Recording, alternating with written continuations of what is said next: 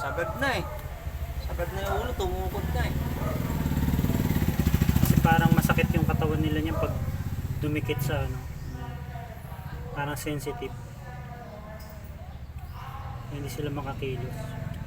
Tibay ng ano yan, tibay ng kapit nila, semento, makinis pa yan, di ba? Ang tibay ng pandikit nila.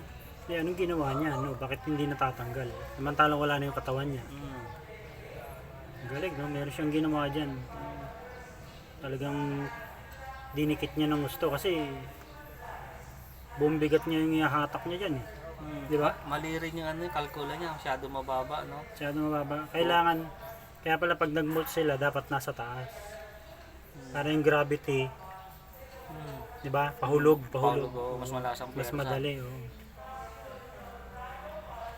Kaya nagkamali siya sa kalkulasyon ng haba. Tukod na siya. Hindi na siya ngayon makahatak. Kasi wala siyang power eh. Hindi na mo katikotse yung PRC. Naka-prix oh.